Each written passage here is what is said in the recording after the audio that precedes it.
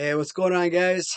Welcome back to the Tuesday show of the WWF LJN Wrestling Superstars. We are still on the 1986 Series 3 review.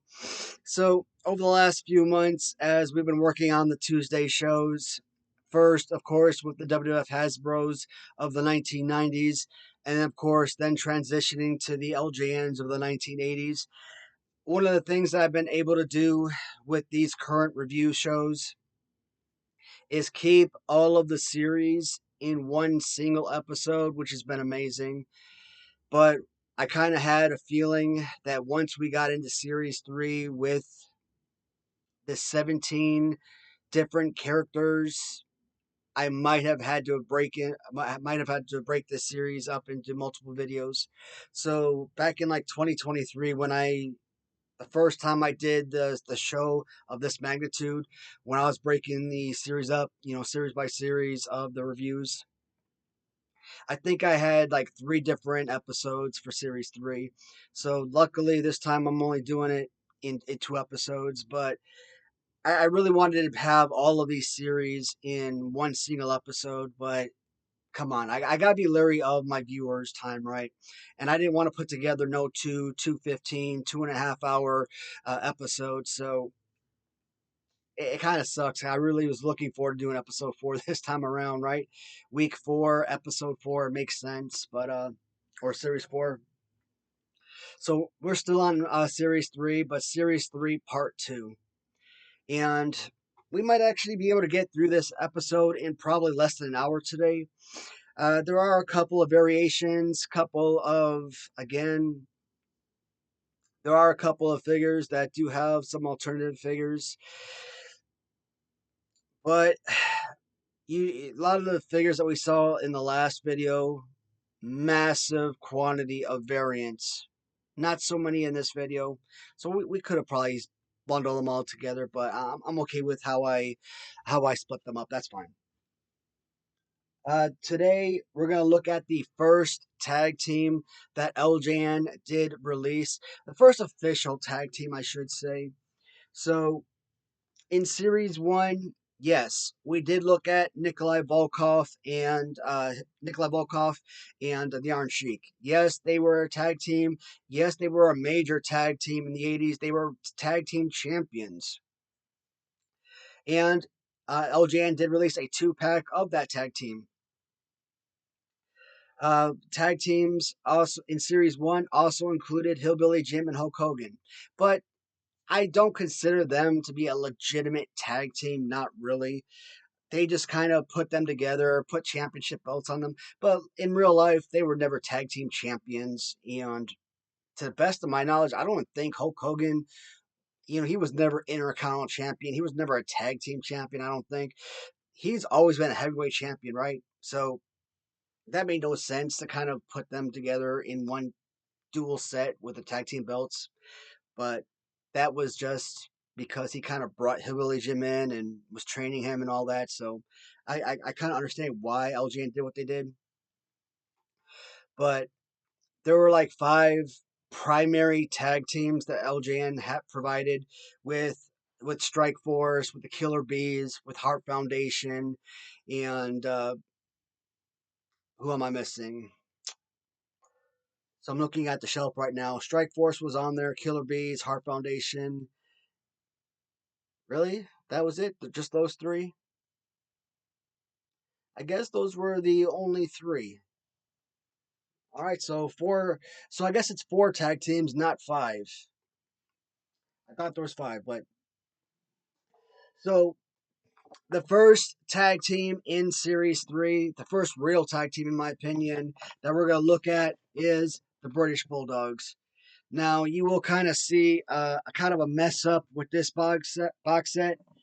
Inside this box set is actually missing the insert. This is actually the first tag team set that I did purchase, and I am so stupid. I won this on auction, I don't know, a year ago or so. And like I said, this is the very first tag team set that I ever won. And I was just so excited to win a tag team set. And, when you look at the pictures and everything, you could see that there was no white insert, but I really wasn't focusing on that. I wasn't paying attention. I just saw a British Bulldog tag team set, and I probably won it for like a good $325 purchase price, 350 purchase price, not including shipping and taxes. We probably bought it closer to $400. And when I got it in, I saw this without the insert. I'm like, what kind of horseshit is this? Yeah, I was livid, but I mean, I could have done a return, but at the same time, my fault, right? I didn't pay attention to, or I didn't pay close attention to the pictures, or maybe I didn't read the description that well, or wasn't, again, I wasn't really paying attention, so that was my fault. And I really can't blame the seller because of my shortcomings. So, and at the same time, if this was complete, this probably would have went for what, $600, $800. So I had to be happy with what I got, and at least now I have something for when I make videos like this. I have something to kind of show the viewers so they can kind of see what the box set looks like, right? So, but there's an eBay seller. I think his name is Denim Dude or Denim Dude Vintage, something like that. He actually makes his own sort of package like this, right?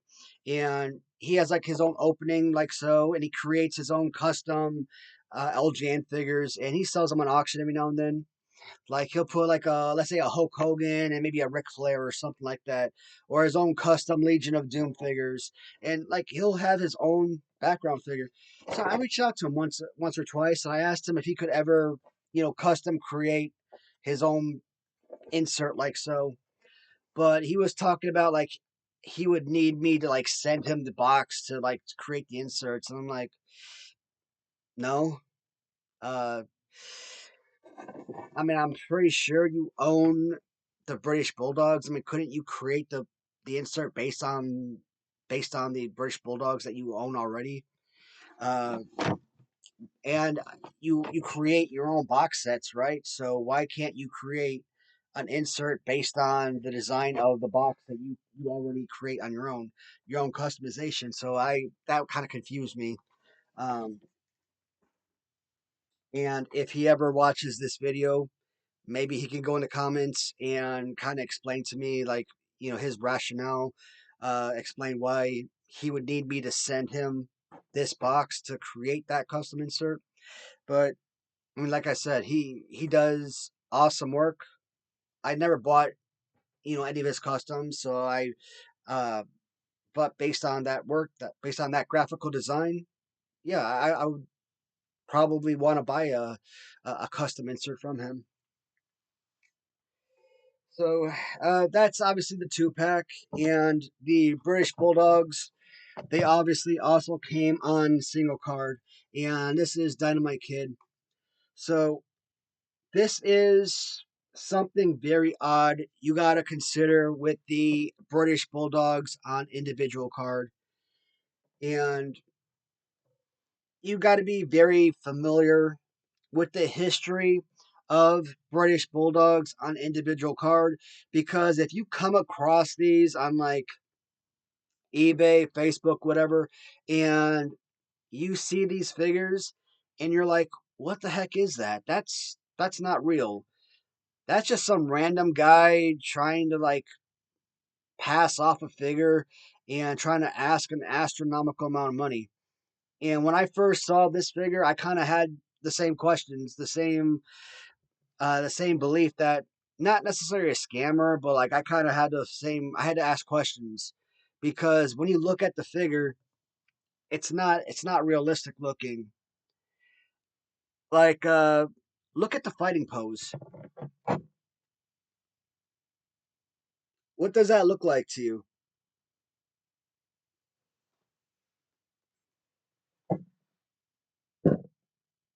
Right?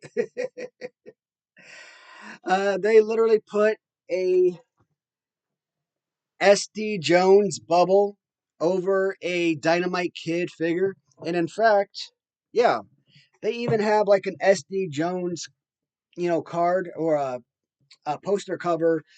And I'm assuming that, I mean, this is a sealed figure, right? So I'm assuming that there's an actual SD Jones poster in there. And it may not even be SD Jones. It might be like a Corporal Kirchner poster. And furthermore, a Jumpin' Jim Brunzell bio card on the back.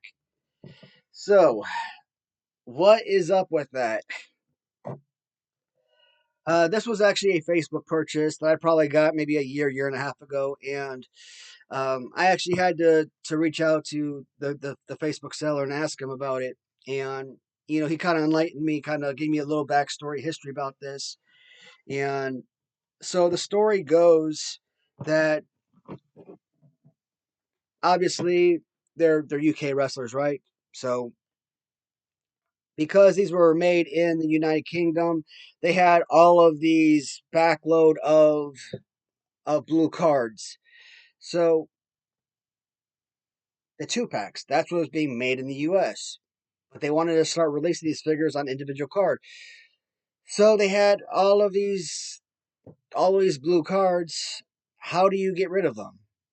You just start throwing random posters, random bio cards, random bubbles, and just start having this mismatch of all of these random items and just put them together.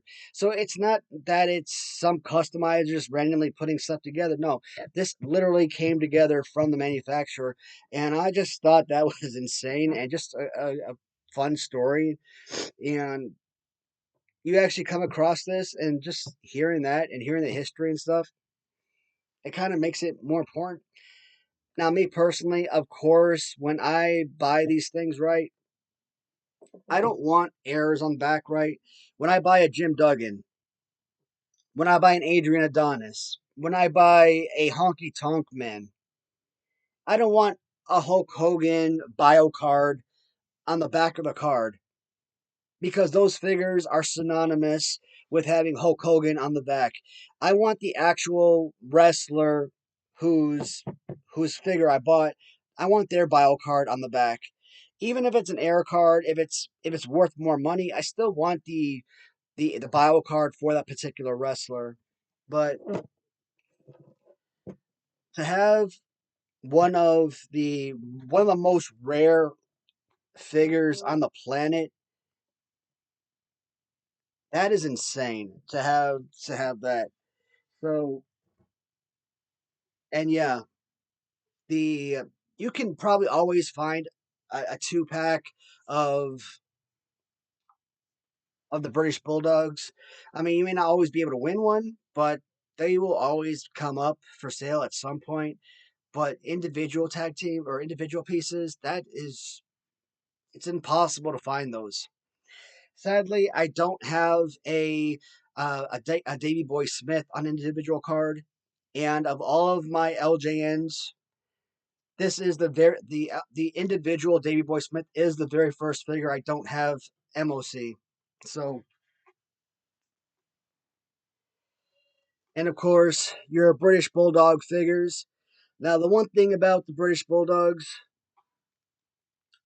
I generally I don't like that, right? I don't like when companies take figures and they mirror their figures. And a lot of companies do that. A lot of customizers, they take tag teams and all they do is they swap the arms, right? They just mirror them.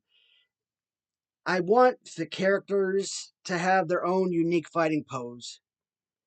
So, with Random Treasures is a good example.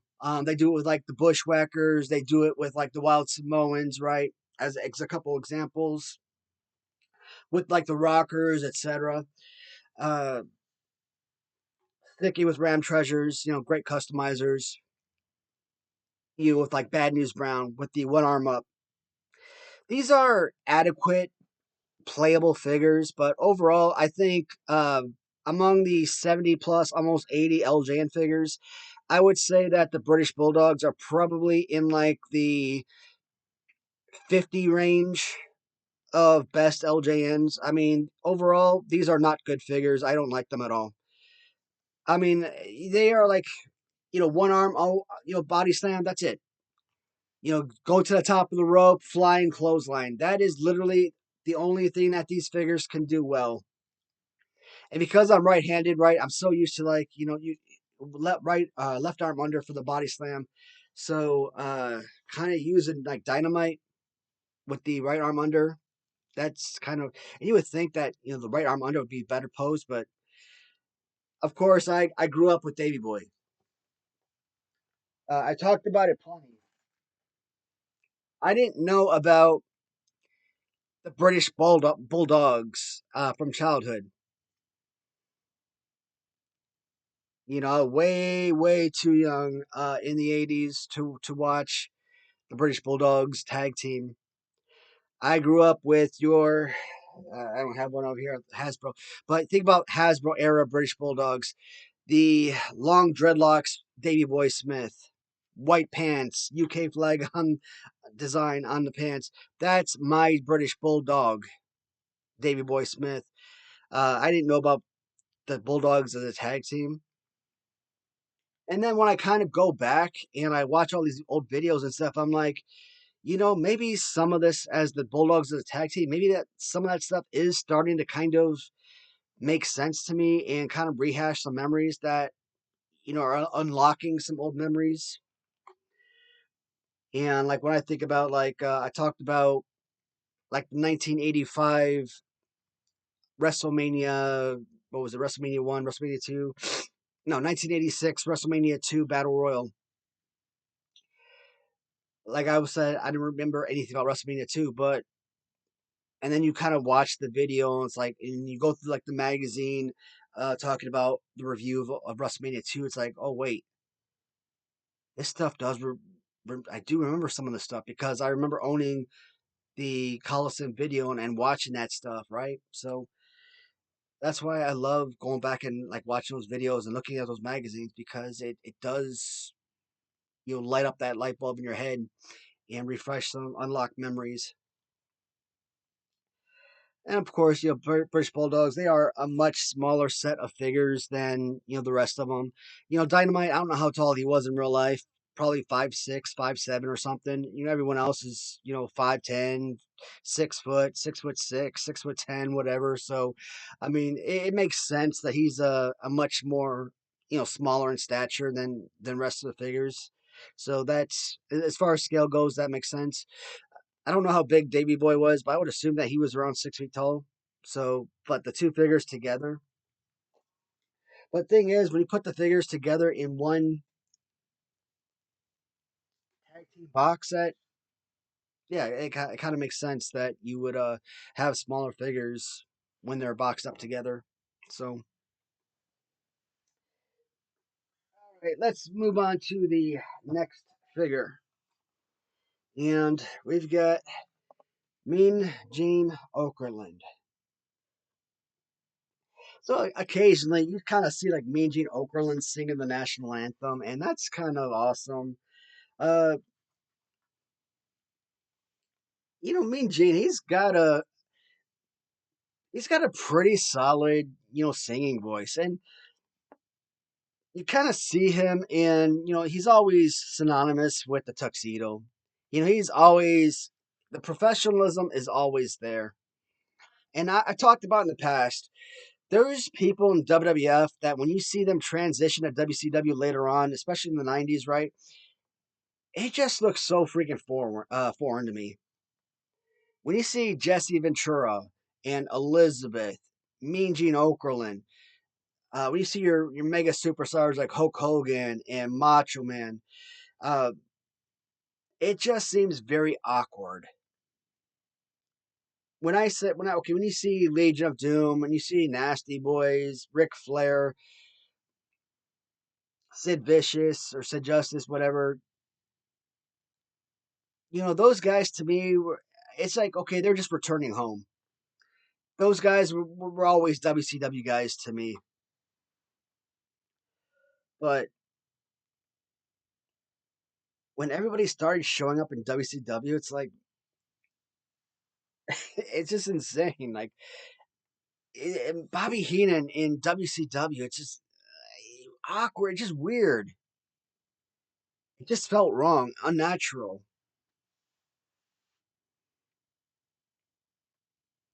Plus, I always felt like Mean Gene Okerlund and kind of followed Hulk Hogan wherever he went, type of deal. I mean, I kind of felt the same way about like Brutus Beefcake. Wherever Hulk Hogan went, Brutus Beefcake seemed to follow. But I think Mean Gene Okerlund was like in AWA, and he and I think Hogan was there too at the same time, and then they both end up in WWF, and then all of a sudden they're both in WCW together. So it feels like they keep following each other, to these different promotions. But I like seeing Mean Gene Okerlund stand in the ring and sing the national anthem. And I'm like, you know what? You got a pretty good singing voice. I like that. And like I said, you see him in this professional suit. I'm like, you look like a darn opera singer to me. So why would that be surprising?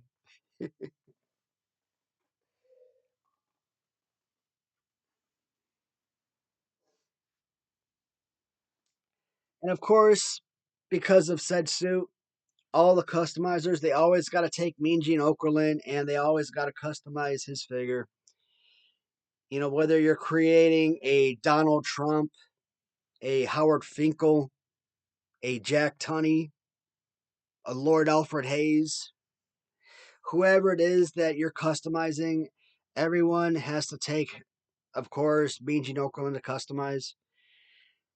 And it's always, Mean Gene with black suit, or they repaint him with white suit, etc. I mean, I've got so many different Mean Gene customs where they change out red tie with, black tie and what they call the is that cummerbund? Is that what it's called? I just heard that word the other day, and I finally got a memory of something. But it's a really nice figure. Now I talked about if I were a kid, born 5 years earlier, and if I grew up playing with LJNs, if I had LJNs as a kid, and I would pretty much have all of my figures, no matter if they were managers or whatever, everyone would be a wrestling figure. Jimmy Hart would be a wrestling figure, even with the built-in megaphone, right? Would Mean Gene Okerlund be a wrestling figure? Outside of Elizabeth, I think Mean Gene Okerlund would probably be the one figure I probably couldn't use. Uh, Microphone, maybe Jimmy Hart. Maybe I couldn't use Jimmy Hart, and part of it has to do with play pose. I don't know. Play pose is part of it, sure, but microphone, I don't know if that's really an issue. So this microphone is, if you can see, you do have like the WWF logo on this microphone. I've seen people with an alternative Mean Gene Okerlund where on the microphone there is no WWF logo. So that's another variant that I might have to pick up at some point. Yeah, that is another variant I got to track down now. I just kind of thinking about that and talking about that now.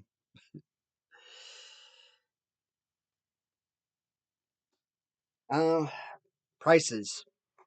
I always forget to talk about prices during my videos. British Bulldogs, I don't think about them as valuable figures. I think they're like probably $10 figures, in my opinion. But if they're in adequate shape, you're probably looking at about $30 figures. If they come with championship belt and they're minty, you probably could get, especially if the belts are original. If they're minty figures with original belts, you could probably get somewhere between $50 to $75 for them. Uh, but the figures themselves, with okay paint loss, not the most paint loss, but uh, bare minimum, $30 is a fair price. Mean Gene Okerlund, a good $10. If you're asking $10 shipping on it, $10 is adequate. $15, $20. I wouldn't see anybody paying, like me personally. If someone was asking $10 shipping on a Mean Gene Okerlund, even if it was the most mint figure ever, straight out of the package, $10 shipping, and you're asking $20 for it, $30 for it in total, I couldn't do it. Now, if I was buying a bunch of figures and I was combining the shipping, that would be a different story. But it'd have to be like $6 shipping or something, and maybe I do like $12, $14 purchase price. But to me, he's about a $10 to $15 figure.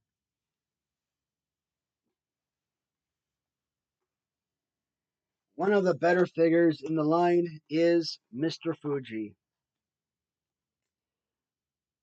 And of course, Mr. Fuji comes with Kane.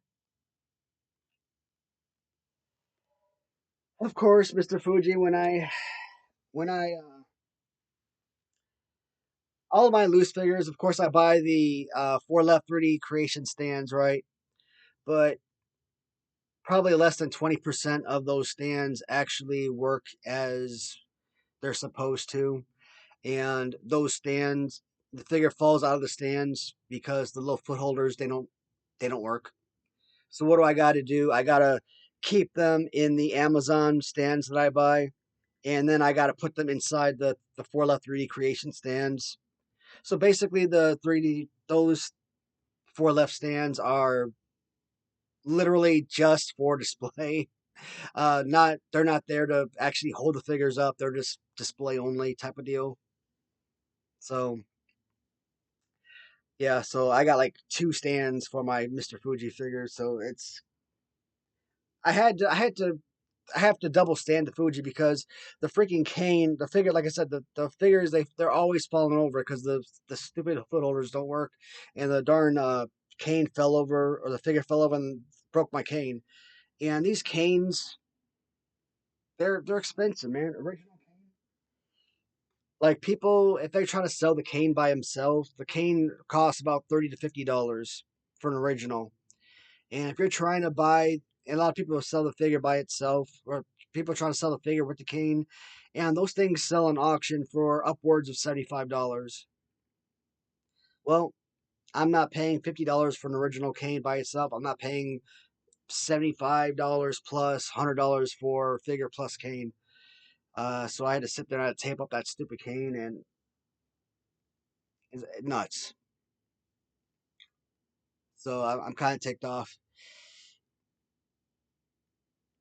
I kind of regret buying all of those stands. Like I said, those Amazon doll stands that I bought. You get a pack of like 12 for like $40. As far as LJN stands, those are the way to go. Mr. Fuji, like I said, one of the best figures because he's a manager. He doesn't rate as high as among the best figures, but great play pose, good bulk to the figure and everything. Really enjoy the piece. And because again, any of the figures that come with accessories, if you're trying to find these MOC, there are always going to be some of the more expensive figures out there.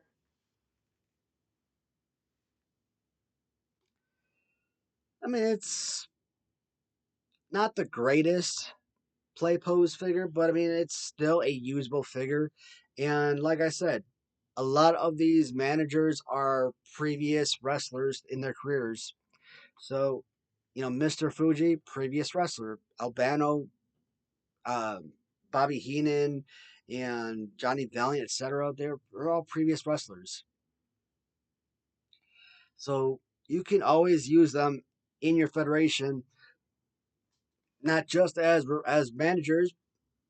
Someone who comes in uses a weapon to attack the opponent to help their wrestler win, but someone who could actually participate as actual wrestlers and tag team with someone and actually make actual use of the figure if you're a kid, growing up in the 80s and actually having these figures. So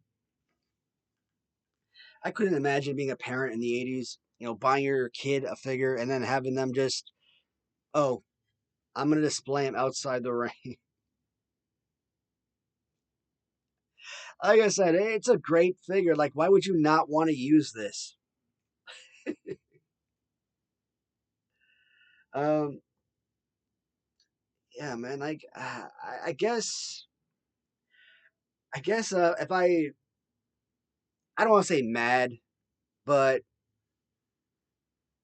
I would feel like so and so would be spoiled in my eyes if someone told me that, oh yeah, I had this figure, but like, oh, he was just manager, or I had this referee and all he did was in my ring. I'm like, son of a gun, I had Galoob Lex Luger, or I had Galoob Ron Simmons, and I had to use that as a kid. And you're telling me you had these awesome figures, man? If I had a referee LJN figure, I would use a referee LJN as a actual legitimate wrestler. Like the referee would be his gimmick. He was a referee. um, like like the dentist DDS Isaac Yankum would dentist was his gimmick, or the Duke the Dumpster Drosy garbage man was his gimmick type of deal, right? The referee was his gimmick. So I absolutely would have used those as actual wrestlers. It's kind of funny. Interesting thing about Mr. Fuji, you know how I feel about like built-on accessories, right? You don't need to have a removable hat. I love the fact that this guy has an actual built-on, but like it's weird that you would have the built-in microphone for like let's say Mean Gene Okerlund, or a built-on megaphone for like Jimmy Hart. Why would you have a built-on hat for Mr. Fuji, which is awesome, but not the built-in cane? You should have had like a built-in rubber cane for Mr. Fuji. That way you didn't have to have a removable accessory that breaks. Or you could have had the same thing as Terry Funk. Removable hat, removable cattle prod. Is it a cattle prod? I keep calling it a cattle prod, or yeah, it's a cattle prod, right? Um, but yeah, two accessories, one of them removable. So always always an enjoyable piece.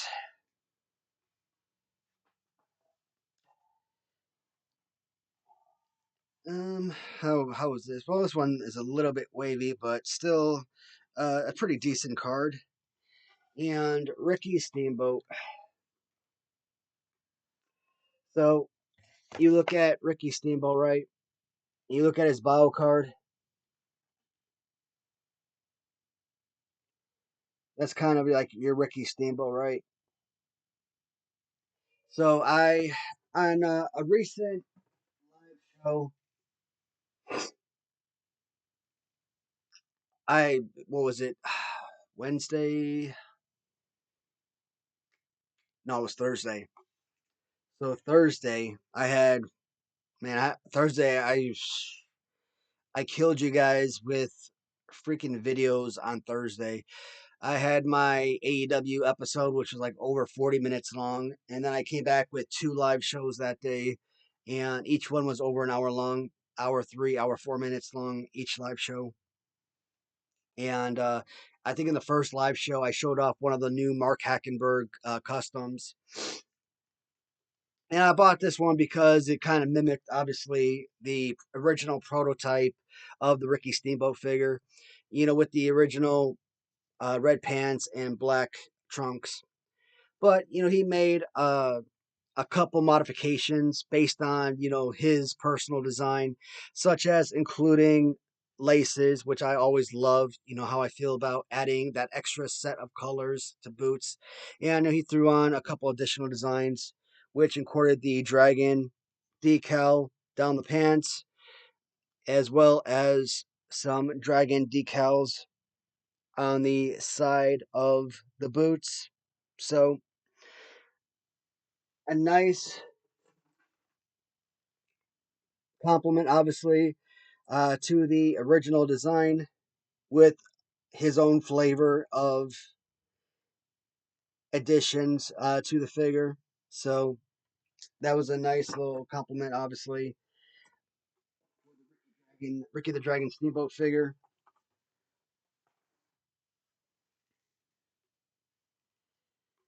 Now, when I talk about Ricky Steamboat, I swear I put like one of the nicest championship belts on this guy. But generally, I do not like these sort of belts, these laminate belts, Velcro, because they're trash. Ricky Steamboat, in my opinion, is probably a number 11, if I had to guess. Maybe a number 11, maybe number 12 worst LJN figure ever made. And if I had to redo a top, my top 10 worst LJN figures ever, he might actually be on the top 10 list nowadays. 3 years ago when I did the top 10 list, like I had Ken Patera at number 10, which is insane. If you guys watched my just completed my favorite LJN tournament, the third one I just created, Ken Patera was in what? And we're talking purple original Ken Patera. And that figure made it to like round 5, round 6. So how could a figure that I once classified as a top 10 worst LJN make it all the way to round 5, round 6 out of 320 figures, customs, originals, rubber figures, resin figures, and you're talking about one of the last 40 figures or so standing out of 320. So, no, Ken Patera no longer even remotely close to being a top 10 worst. So, he could be on the top 10 worst LJNs nowadays. And it's so many things about this figure that, well, I don't say so many, but there are things about this figure I generally don't like. Yes, play pose is a huge issue with this figure. First, it's almost, I don't want to say necessarily unplayable. Like, Rick Rude is an unplayable figure. Jimmy Snuka is an unplayable figure. Uh, Jesse Ventura is practically an unplayable figure, right? This is almost unplayable. The fighting pose absolutely sucks. I mean, it's like a DDT only type of figure. And I always said when you look at this figure, he's like a Hulk Hogan rake across the back type of guy. Uh, I don't know how you would use this. Like, what's the finisher with this guy? Like my finisher, you'd grab him by the top of the head and you would face plant him into the mat. Like that would be his finisher. Like other than that, I have no idea how you would use this. Like his body slam, like you can't even get underneath the legs for a body slam or nothing. It's just not a fun figure. It's just terrible.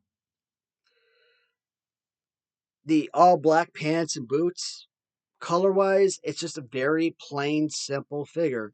So from an aesthetic point of view, it's why I say Greg Valentine. Greg Valentine 3 years ago, I had him at number 5 greatest LJN. I still say Greg Valentine is the top 10 best LJN figure ever, but I don't think he's number 5 anymore. He might fall down to like number 10. And that's because I now rate aesthetics a whole lot higher, right? And he's simply a black trunks, black boots figure. So his pose is incredible. I enjoyed using him, my most used figure, but aesthetically, he just doesn't have the color scheme I covet. And this doesn't have anything. And I obviously guys like Tito Santana and Greg Valentine and Ricky Steamboat, probably 3 of your most beloved characters in the 80s. I just don't have those memories of those guys because I was wee big in the 80s, right? Um, so if you start talking about guys that I could remember in the 90s, yeah, uh, that's something that I grew up with. Fine. This is my Ricky Steamboat. And if there's a reason my Ricky Steamboat resin custom LJN figure was one of the last 3 figures standing out of 320. That was a great figure. Okay, that was a perfect LJN figure.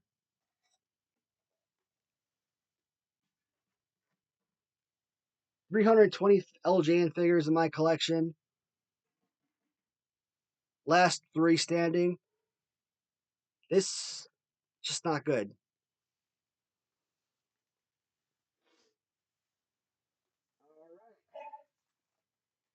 And then we've got SD Jones.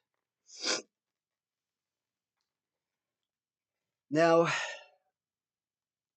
SD Jones, Special Delivery Jones, he's one of those cats that, he worked for Vince McMahon Sr.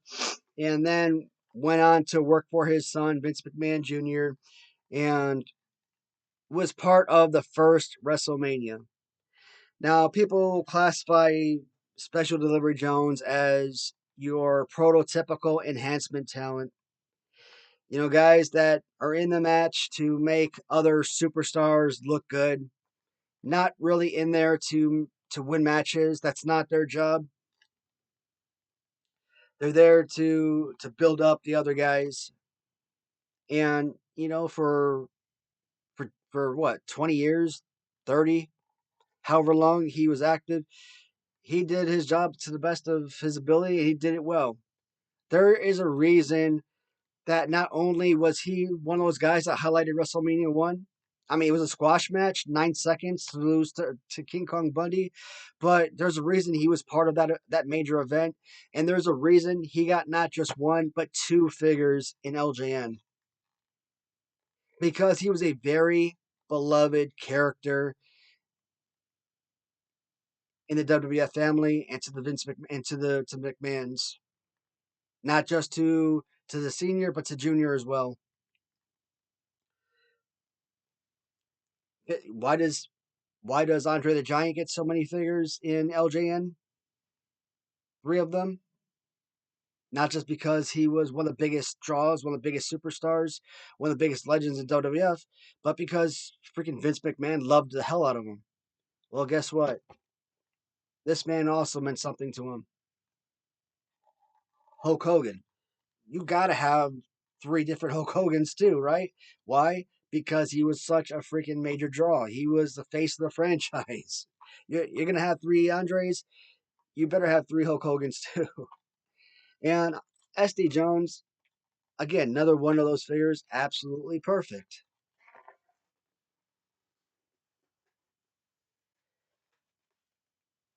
So you look at SD Jones.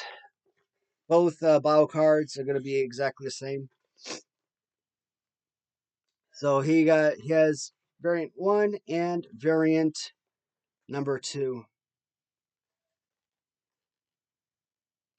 So some people say uh, that one figure doesn't necessarily equate to more value than the other. I completely disagree. Yellow is always going to be more valuable than the red. So I think Mr. Fuji was the last figure that we left off on that I didn't give a price on. Uh, nope, I gave prices for Fuji, right? I said with Kane, especially if he's like a minty figure. If you're looking for original, I said something like he was like a $75 figure or something. Ricky Steamboat could be like a $10 figure in my eyes. And like I don't value him super high.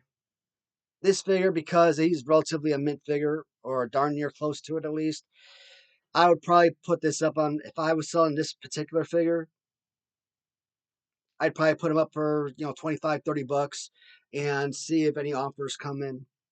Well, like if I put them on eBay and I put them up for like $30, someone started watching them, I might send an offer for like 22, maybe $20, because I hate when people when you're watching something on eBay and like someone has like a listing for $30 and you're watching something and someone sends an offer and they send an offer for like $29 or 29.25 or 28.50 or something like that. I'm like, what is the point of even sending an offer at that? how humiliating does that got to be? I mean, you're embarrassing yourself. You're embarrassing me by doing that. When if I list something for $30 and somebody starts watching something, I send them an offer for like $20. I send them an offer for $18. Okay, I when I send an offer, I make it worth that buyer's while to purchase that item. I take 20% off, 25% off, 33, 35, 50% off. And people still don't buy my stuff, which is irritating, but I digress. But that's beside the point. Ricky Steamboat, I would say, is about a $15 figure. SD Jones, price wise, I say SD Jones is about a $20 figure in my opinion. I love the figure. So because I love the figure so much, I personally value him much higher. And even if the figure is not the greatest condition, like if there's paint loss or heck, even if there's rubber damage, I because I'm a major fan of the figure, I would probably still classify it as a $20 to $30 figure. Even if some fans come out like, "No, man, it's not that valuable. It's a $10 figure at best." I would say they're nuts. I to me, SD Jones again, it is a perfect, perfect, perfect figure. I don't think any SD Jones figure should ever sell for less than $20. The yellow SD Jones, I would say, is anywhere between 33 to 50% more in price.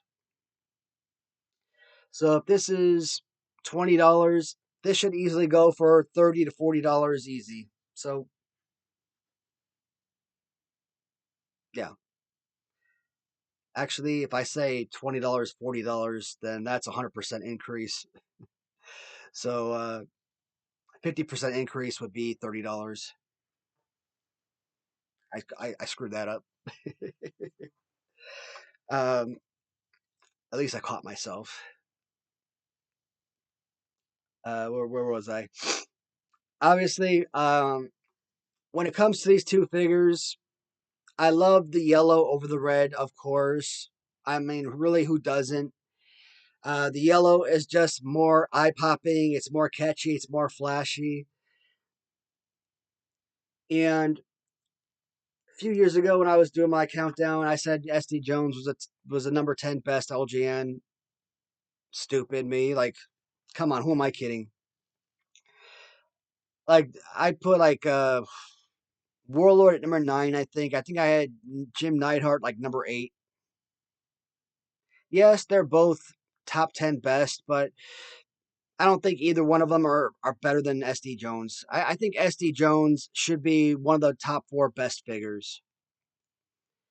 Like Big Boss Man, I think I had number 6. Today, I would if I were to change my listing, I say Big Boss Man is number 1, and SD Jones is probably number 2.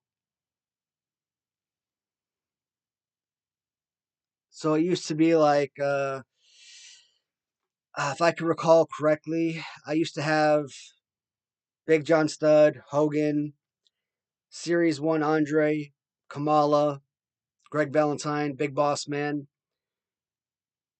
Ultimate Warrior at 7, Jim Neidhart, Warlord, SD Jones, and that was my top 10. But like I said, Greg Valentine probably drops number 10. SD Jones is in the top 4 somewhere, probably number 2. Hogan probably drops from number 2 to like number 5.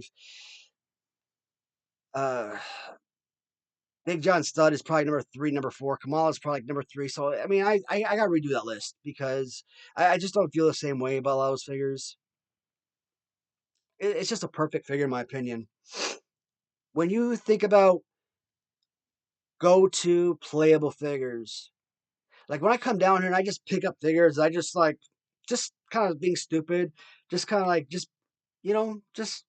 being goofy, not having matches or anything, just kind of like just kind of goofing off. Why is SD Jones the one figure you just you just have to pick up and kind of goof off with because it's just a fun, enjoyable figure. He's got that perfect choke slam pose that you just enjoy working with, and perfect body slam. I mean, punch what, close what, everything that you want in an action figure. This figure has it. Now, unlike Kamala and Stud and Hogan and Stud, Hogan and Andre, right? He doesn't have those the bended knees for that perfect body slam or to be body slam pose, but he does have that good leg separation. So you still got that perfect to be body slam pose, right? So this is a just a perfect, enjoyable, playable figure because he's got good width, good weight to it. It's a solid overall piece. I just want to know who from LJN just decided one day that they were going to stop utilizing the red shirt. Now, here's the thing. I'm assuming that the red shirt was the original design. I think we all are under the impression that the red shirt was the original design and that the yellow was the backup. At least that would be the interpretation, or that would be the assumption, right? But then you kind of look at the headband, and you would think you're wrong, because it would only make sense. You would think, okay, yellow headband on said figure, same exact color scheme on the t-shirt, right? And then the exact same yellow headband on the red shirt. Well, why would they put that exact same yellow headband on the red shirt that they have on the yellow shirt? Which would imply that the yellow shirt came first, and then they said, you know what, there was just way too much design, too much paint, maybe too much cost went into painting this or designing this particular figure. So let's go with something a lot easier. One simple, flat, solid color, the red.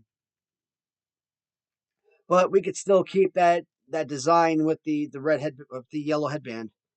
So, looking at that, it would be fair to assume that no, we are all wrong. The red shirt was actually the second design, not the first. So that is where the confusion is in the collecting universe. And I wish there was somebody out there, someone who worked at LJN, someone who produced these figures, someone who was in the design room that could actually answer that question. Which came first, the chicken or the egg? Um, such a fun figure. I really love talking about SG Jones. This is, like I said, this is one of the most enjoyable pieces of the collection. And I hate putting this one down because, like I said, this is one of my favorites. Next up in the line is Terry Funk. Terry Funk is one of those figures from this line that I just do not know how to appropriately feel about the figure. Like, when I think about an LJN Terry Funk, I think about a TV show like Game of Thrones. And I think I made this comparison about Terry Funk, or maybe it was about another figure, I don't know. But now think Game of Thrones. Now, before I ever watched Game of Thrones, everyone and their mom were watching Game of Thrones and they were all bragging about it. It's the greatest show ever constructed. It could do no wrong, yada, yada, yada. And then, you watch, all these YouTube channels and, collection channels, wrestling channels, and everybody was a super fan of Terry Funk. And everybody in the 80s had LJNs. They collected, this figure, and they played this figure. They absolutely loved it. And it was the greatest thing since sliced bread. And it's like, even after when I started watching Game of Thrones and I became a fan of it, but everybody was bragging about it and loving on it, just obsessing over it so much that even though I was a fan of it and was enjoying it, like I couldn't like really, really become a super fan of it because it was annoying. It was annoying like crazy to hear everybody overly obsessing over it as a teenager. Or when did they come out? Maybe a teenager, preteen. I don't remember. When Backstreet Boys or NSYNC or like and these damn boy bands, man. I like Backstreet Boys back in the day. I like their songs. I like their dancing and the music videos and whatnot. But like my sister was like an obsessive Backstreet Boys fan and always obsessing over them. And so like I went from like liking Backstreet Boys, liking their music and everything, to one day just automatically start freaking hating on them. Not because of anything they did, not because I stopped enjoying the music or anything, but because her obsession with them just started irritating the living snot out of me, and I couldn't stomach them anymore. And that's kind of like how I feel about like a show like Game of Thrones, for example. Uh, Luckily, Game of Thrones was still a good show, even when fans started turning on it and started like hating on the series. So Terry Funk, I kind of feel like this figure in general kind of falls under that threshold of similarities. Everybody was loving this figure so much, and when I got the figure, I'm like, "What's the obsession?" I I just don't get it. It was a very plain.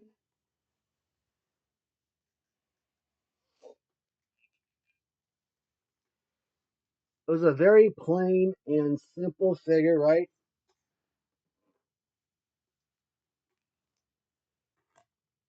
And I just did not understand what the obsession was. And this is really a figure that you have to have all of the accessories. And I'll explain shortly. The first figure I bought from Eric Boyer, wrestling writer, came with this championship belt and the hat.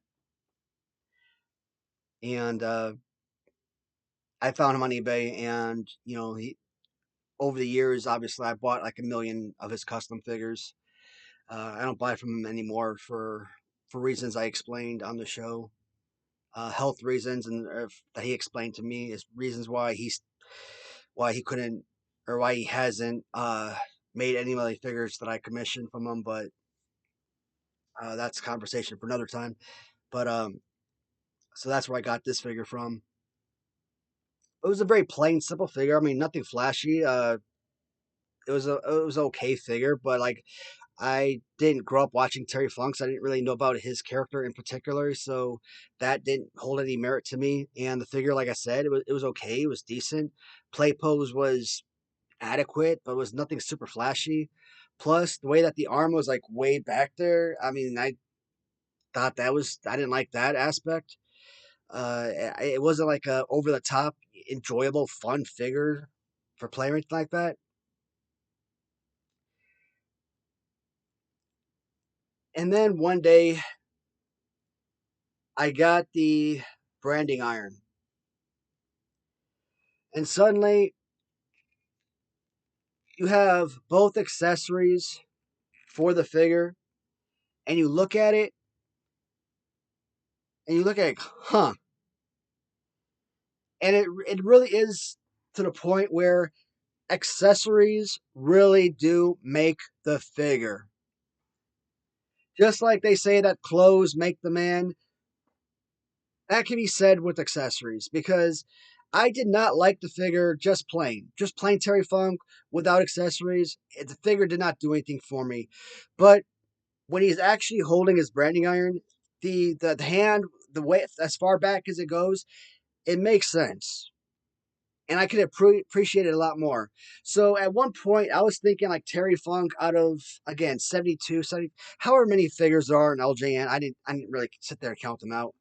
I figure like every time I do count them out, I always get like a different number. Like I think sometimes I counted it was like 72, other times I counted like 74. So I don't know. That's why I say between like 72 to 80 figures. But anyways, I think sometimes I extra count because I count the variants. But anyways, I thought at one point like Terry Funk was like somewhere in like the 50 to 60 range of best figure. But nowadays, if I look at this figure and I was doing a countdown, this is figure 1 through 10, 11 through 20. No, I think Terry Funk would probably be in. I think I'd probably list him somewhere around the 29th best figure. I mean, still nowhere near the number that I think a lot of people would. I mean, where they say, "Oh yeah, this is like the top two, top three, top five best figure." Nowhere even remotely close. But I mean, going from number 54, 58, something like that, to like number 29. I mean, you're talking about an astronomical jump. So, being in the top 30, you've gone from. I said that the top 10 figures are the elite figures, and 11 through 25 were top tier, 26 through 50 were mid tier, or how did I break it down?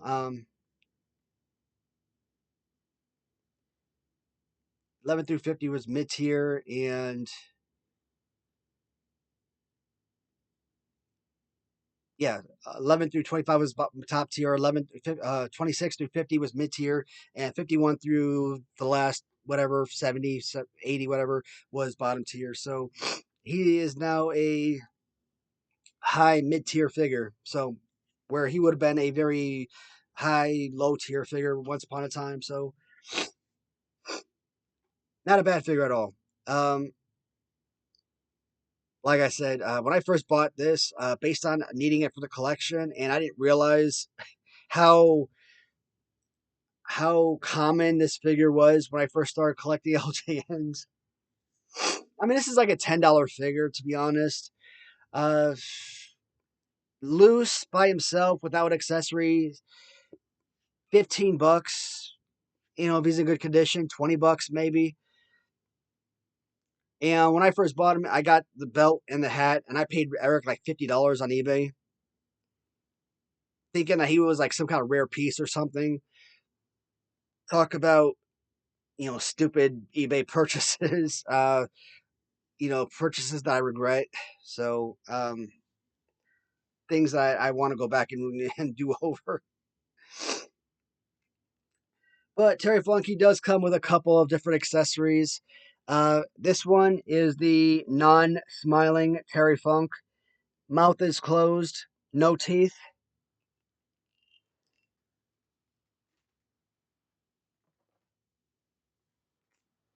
This is the smiling Terry Funk, mouth open, where you can see his teeth. So, once again, smiling and non smiling Terry Funk. And yes, the smiling Terry Funk is much more rare. I would say the smiling Funk, depending on seller, depending on condition, depending on if it has accessories, can go anywhere between $50 to $100. Whereas the non-smiling Funk, same criteria, depending on condition, depending on seller, depending on if he has accessories, can be anywhere between 10 to about 10 to 50 again if he has accessories and everything, but he's got to be complete for it to go 40 50 about 40 $50. The accessories, I mean, you can get really good 3D printed accessories that look just as good, if not better, than the originals, and they probably go for about $20 per. Um, yeah, the hat you could probably get from like Ram Treasures, for example, and about $20. I mean, there's guys on eBay or you probably go on Facebook, stuff like that. Hat probably go for like $20. I mean, that's pretty common. And the branding iron, like I said, same thing. There's customizers all over the place that can do the branding iron, and again, another $20. So if you want originals, you might pay up more than $20 per. So the figure plus originals, it might go higher, $60 to $75 for all of that. So if they're asking $40 to $50, you might be buying customs. So that's something to consider. Of course, like me, when I sell my stuff, I mean, I always underprice myself. So that's because I'm always trying to make a sale, and I have a hard time selling. So other people might have the same issues. So I really can't say that nonchalantly. The last figure from Series 3 that we're going to look at is Tito Santana. And you want to talk about a figure that I just cannot stand. Tito Santana, if you actually look at this card, this figure, when I bought this from, I think the seller is Kingpin Comics.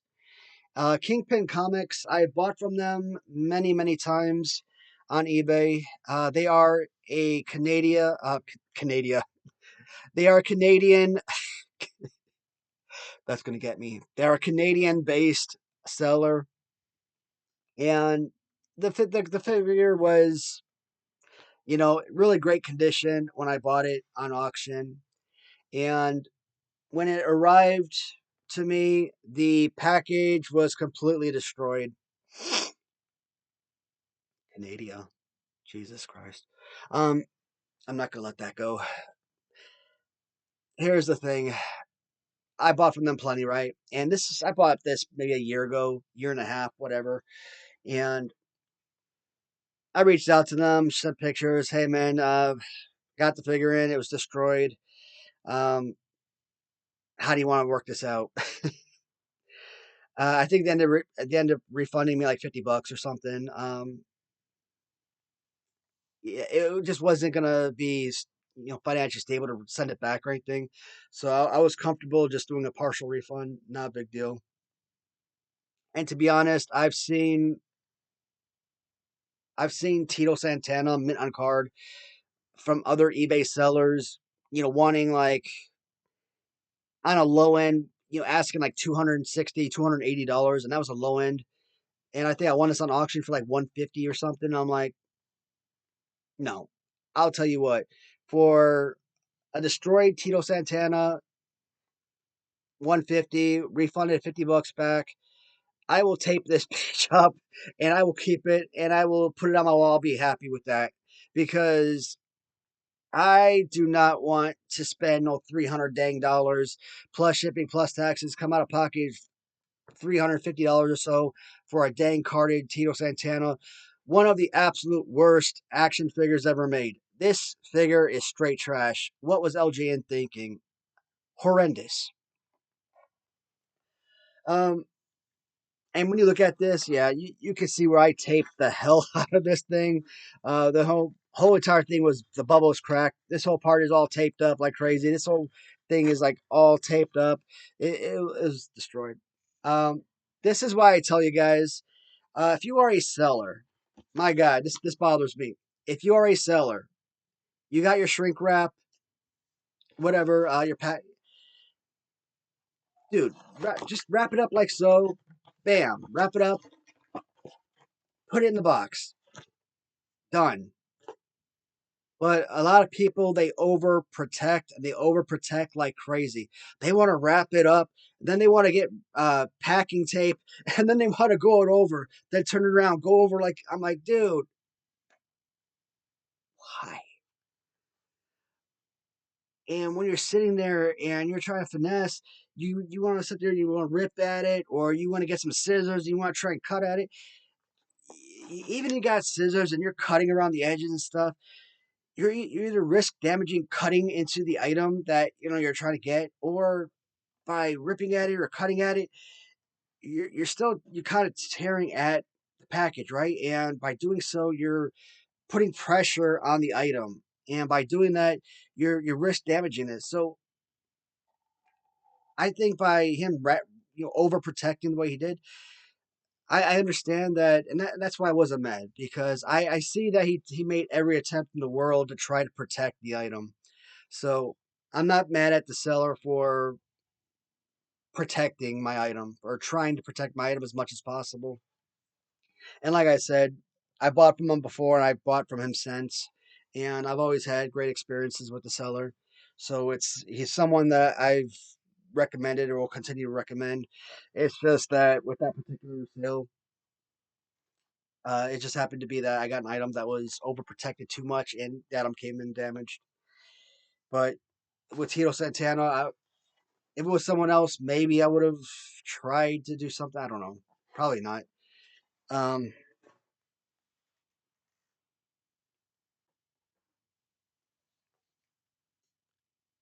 I just don't know what to do with Tito Santana. When I think about really bad figures from my childhood, and I think about Lex Luger, right? Galoob. At least I could sit there. I'm like, okay, Galoob, Lex Luger, bam, double DDT or something, right? Or, Ron Simmons. At least he could like drop an elbow. Or you could pretend like get someone in like the little Ric Flair with like the Hasbro Ric Flair where he's got the little punchy motion.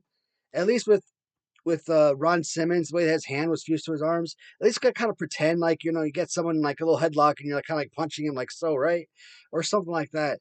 Um, at least Ron Simmons, you can like pretend some stuff with that figure, no matter how horrible that figure actually is. But I look at Tito Santana, and with the arms out, you would think that this would be a fun, playable figure. I'm like, okay, yeah, I could work with this. But no, this is not a good figure, not even in the slightest. And then you kind of go back to like Ric Flair Galoob. Now, why are you always hating on Ric Flair Galoob? And I'm not hating on Ric Flair Galoob. Come on. Ric Flair Galoob is a figure from childhood. It is one of the most utilized Galoob figures ever from me from childhood. Uh, One of the best Galoob figures ever. But it it's not a perfect figure, not by any stretch of the imagination. Like I said, it's like a 4 out of 10, 5 out of 10 figure, right? But the hands being so low, you're doing like these very small. Your arms are down low like so. You're basically having to like jump up to like throw punches. Unlike Hasbro, where you want to throw a punch, guess what? You bring your hands right up, and you could bring your hands up to throw a punch right at their face. But when your hands are down low like so, you can't do anything with that. That's why I love Hasbro's. Bam, you're not stuck at one position. You bring them up to wherever you want in your hands. And same thing. When I'm looking at this, you're kind of having to pretend to come up and throw your hands over, and it's just so bad. And body slams. Every figure, for the life of me, you need to have the ability to do a body slam. Because if your figure, if your pose has the ability to do a body slam, everything else just comes into play. That means you could throw punches. That means you could do clotheslines. It just works. But the thing, look, it's this little Lex Luger Yokozuna body slam thing. That just does not work. A body slam needs to come all the way over the top. Okay, think about these two figures together. That is horrible together. Oh my god. Additionally, uh, such a tall, lanky, thin figure. It just doesn't have a good grip. I mean, it's not a playable, enjoyable figure. There is a reason Tito Santana is on my list of top 10 worst LJNs. And I think Tito Santana might be in my list of top 5 or top 6 worst LJNs ever.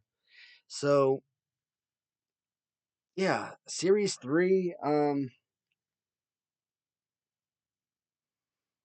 Trying to think how many figures from Series 3. I know Tito Santana is definitely a top 10 worst LJN. Jesse Ventura is a top 10 worst LJN. And I probably don't put the British Bulldogs on there, but they're probably the top 15, top 20 worst LJNs. I would probably move Ricky Steamboat. I'd probably put Ricky Steamboat in the top 10 worst LJNs. So, I mean, right off the bat, that's three figures right there from Series 3 alone. And given the fact that they've got 17 figures, well, you could say, well, Series 1 with Roddy Piper and Jimmy Snuka and Iron Sheik, that's three figures out of nine. By the numbers and by the percentage, wouldn't Series 1, be a worse series? Sure. But Series 1 also has Andre the Giant and Hulk Hogan and Big John Studd, okay? Three of the top 10 best figures. Throw in Junkyard Dog and throw in Nikolai Volkov, and you've got five of the top 17 best LJNs. So, um, whereas in Series 3, there are no top 10 best, there are no top 20 best in Series 3. So,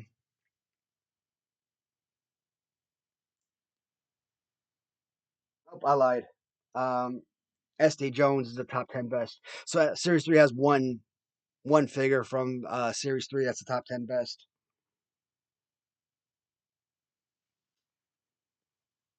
So yeah, Series 3 all in all, I think Series 3 has the worst lineup of figures. The most released figures and they have the worst lineup. Mm. So, doing this review has really taught me, at least has taught me one thing. Oh God. Guys, we are almost at an hour and 17 minutes, so I am going to end the video here. As always, thank you so much for tuning in and allowing me to share my experiences or share my reviews with you. And hopefully, this was another enjoyable video for you guys. And please be sure to tune in next week for Series 4 and each subsequent series reviews. And until next time, guys, I'll talk to you in the comments. Take care, everybody.